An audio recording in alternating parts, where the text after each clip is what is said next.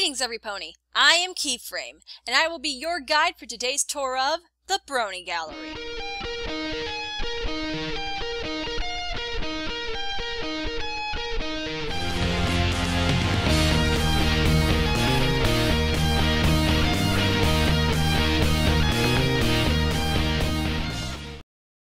Where we take a look at some of the fantastic artists of the Brony community, from traditional to digital, from saucy to grimdark, to see how these artists make their mark. Remember, every pony, at the end of our tour, please visit the description for the artist page, the featured pieces, and possible commission information. Well, let's meet our artist for today's tour, NeonLimetti.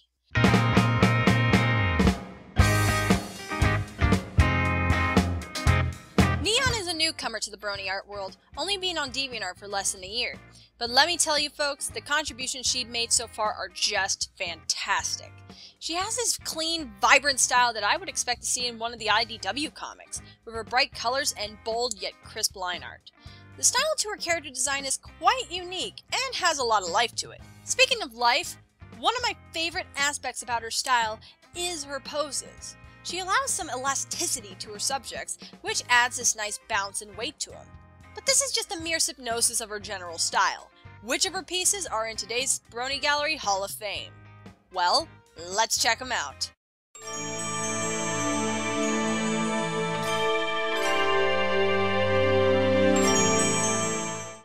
Neon's first piece is called Awaiting Revenge. This piece shows Neon's fantastic skills in the aspects of color balance and focus. Her shading isn't a smooth gradient in this piece. Rather, she uses different blocks of color, almost like a cel-shaded cartoon or video game.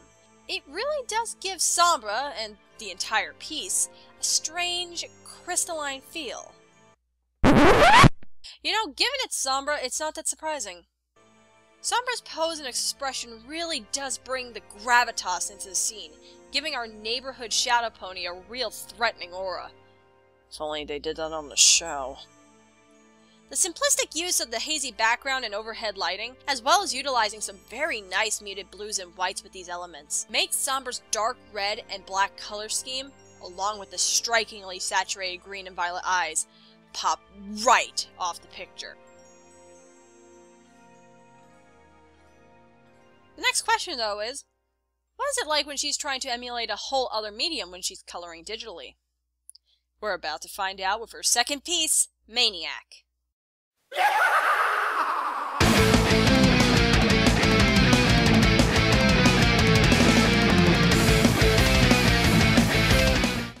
Maniac has a style that is more akin to a traditional painting.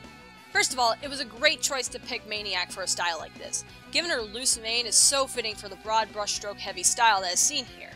We also get a glimpse at a much smoother shading style that she can provide, with a huge lack of the hard black outlines that we've seen in the prior piece. But the crispness of the line art is still there in a way. The shapes are still solid and the shading does not escape the objects. My personal favorite part about this piece, and to which I think shows my favorite skill of all time from her, is the expressions. Look at Maniac's grin and her wicked eyes, her brows furrowed for her next evil scheme, with the power of the next device held in her wicked locks. This is a piece I would love to have as a poster or a matte print in my room.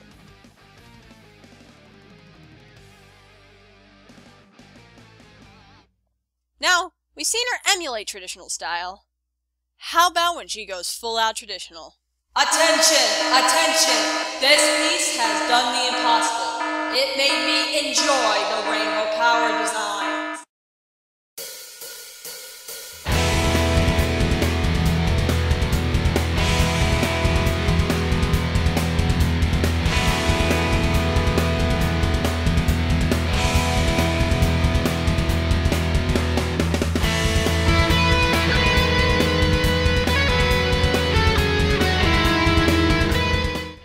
No joke.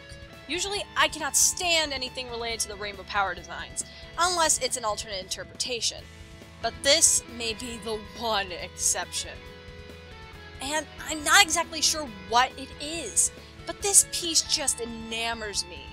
I mean, look at the shading on that mane and tail! Obviously, this piece was done with markers, which, given my experience, can be difficult. But anyway, the most prevalent showing of not just her skills as a traditional artist, but as an artist in general, is in this piece.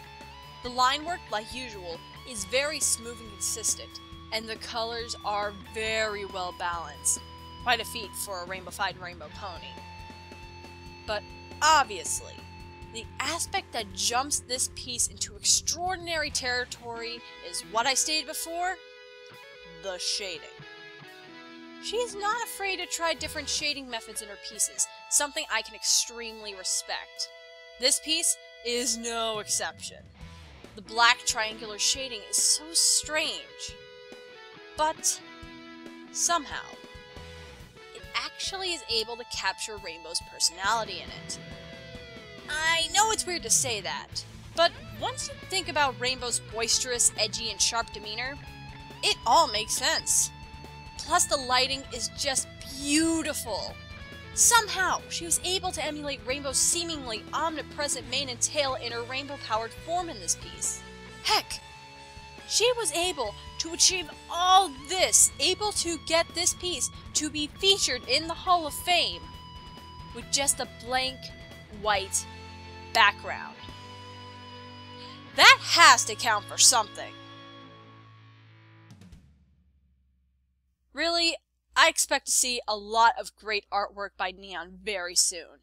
And if you want her to make art for you, she has recently opened up point commissions. You can check the prices in the link below or in the annotation right here.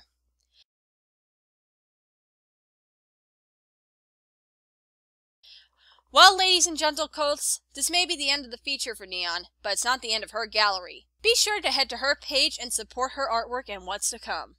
So many artists to come. Who will the next be? Will it be you? We'll see. Next time on The Brony Gallery.